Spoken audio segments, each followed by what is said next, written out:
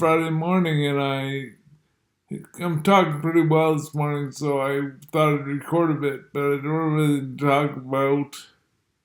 Well, let's see. The Friday show is supposed to be about meat.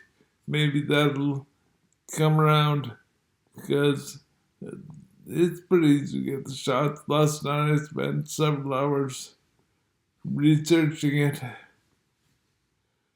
It's kind of interesting, like in the lab, without killing any animals, they can clone some meat, and it passes taste tests. So the vegans and stuff are really into it, because, I don't know, it's probably bad for you after a while, like meat is, but it isn't doing any damage. And if it actually cut on like 30% of the world's land or something is taken up by grazing cattle, and that's probably an issue. It's interesting, in the last couple of days, I've found two things that would really free up a lot of land for endangered species, like Tesla. The new autonomous cars are coming up, and they're not going to have owners as much. It'll be like you just call a car and it shows up and you take a ride in it. And then another time you call another car. You don't own one single car. Because right now, it's like 90% of the time, or something like that, cars are just parked doing nothing, taking up space.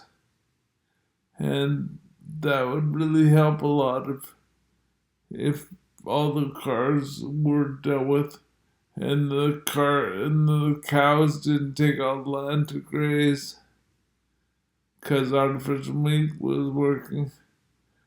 Then, I don't know, this is good. It's Friday idealism, and that's the idealism. Like, if that was possible, that would really free up a lot of land for all the wildlife. I go see in game parks, they say there's no room for these guys anymore. But there is. Or there could be. Supermeat is a startup that is utilizing the newest technology to grow lab meat, or more appropriately, cultured meat, claiming that they will not induce animal suffering from testing all the way to production. Remember that $300,000 burger that Mark Post made a while back?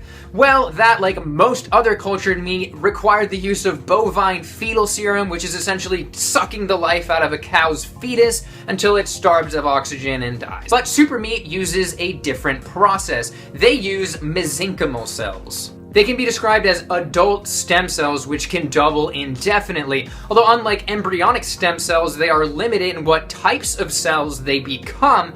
However, they can still become all the necessary components of meat. They can become muscle cells, which are the main component of meat. They can also become adipose tissue, which is essentially that fat that marbles meat. They can also become connective tissue, cartilage, and bone marrow.